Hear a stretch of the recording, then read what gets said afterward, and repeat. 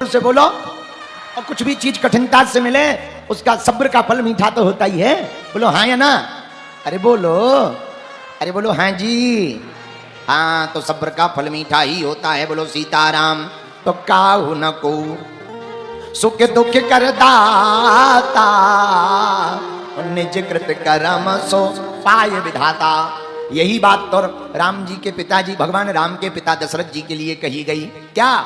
उन्होंने श्रवण कुमार को बाण मारा, तीर चलाया, श्रवण कुमार की मृत्यु हुई तो पुत्र वियोग में श्रवण कुमार के माता पिता रोने लगे।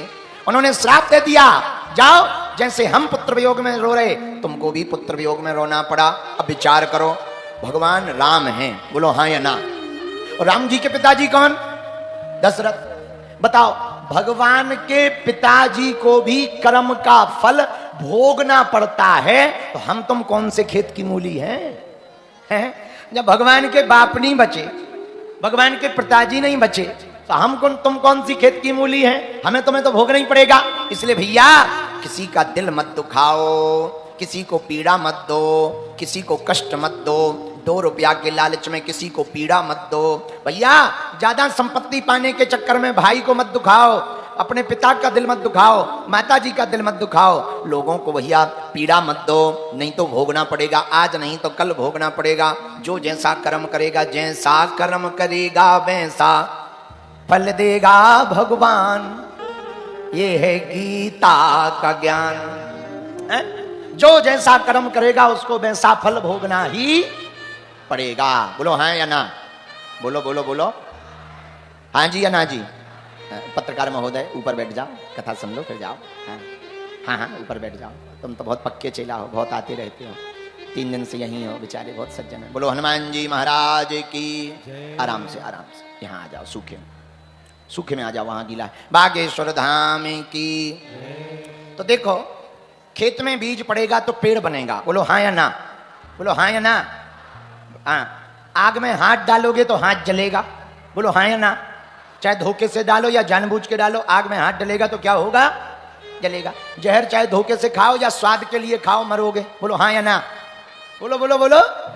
वैसे ही जो कर्म करोगे वो फल पाओगे। और आज तुमने गुरु पूर्णिमा पर बढ़िया काम किया, बढ़िया व्रत रह करके गुरु उत्सव मनाया, इसका भी फल तुम्हें मिलेगा। पूछो क्या? जब संसार में बारिश होती है तो हम लोग छाता लेकर निकलते हैं, लेकिन जब संसार में विपत्तियों की बारिश होती है तो सदगुरु छत्र छाया लेकर आ जाते हैं। बोलो सीताराम। गुरु जी छत्र छाया करते, आशीर्वाद देते कि भाई जाओ, तुम्हारे सब अलाय बलाय दूर हो जाएं, तुमको आशीर्वाद है। आहा हा। कल भगवान की कथा हमने बारिश में जल्दी जल्दी सुनाई थी। कंस को मार दिया था, भगवान द्वारका आ गए थे। द्वारका आने के बाद में भगवान की शादी की चर्चा हमने आप सबको कल छोटा सा स्पर्श करके सुनाई थी। आज थोड़ी सी चर्चा सुन लो, फिर सुदामा चरित्र सुनाएंगे। बोलो सीताराम। जोर से बोलो। राजा आसीद भीष्म को नाम,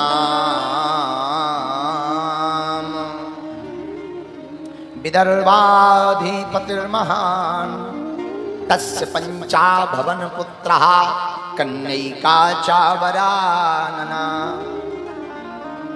एक राजा हुए विदर्भ देश के, उनका नाम था भीष्मक।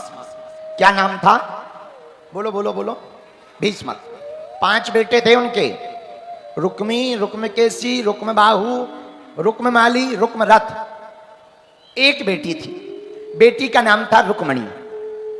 राजा का मन था हमारी बिटिया का विवाह द्वारकाधीश से हो जाए, लेकिन बेटा राजनीति में फायदा लेने के चक्कर में अपनी बहन का विवाह दमघोष पुत्र शिशुपाल के साथ तय कराया।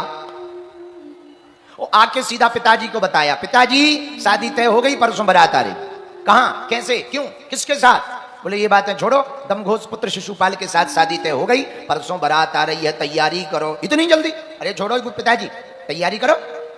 अब बेटा के सामने बेचारे क्या बोले, पिताजी से चुप हो गए, शांत हो गए।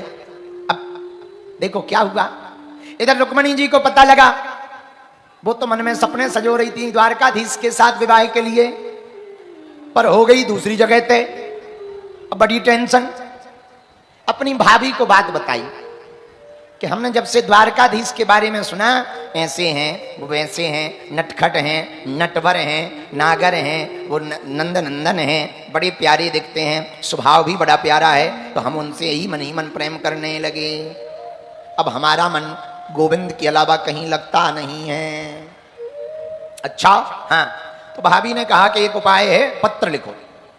7 श्लोकों का पत्र लिखा रुक्मणी जी ने भगवान के लिए, और लास्ट में लिखा, महाराज परसों शादी है, इमरजेंसी है, हाँ अति आवश्यकता है, जल्दी आ जाना, और यदि आप हमें स्वीकार नहीं करोगे तो हम मर जाएंगे। और उपाय भी है हमारे पास, पत्र में लिखा उपाय। उपाय क्या? हमारे गांव में नियम है, जब लड़की की शादी होती तो गांव के बाहर देवी पूजा करने जाती है। हम जब देवी पूजा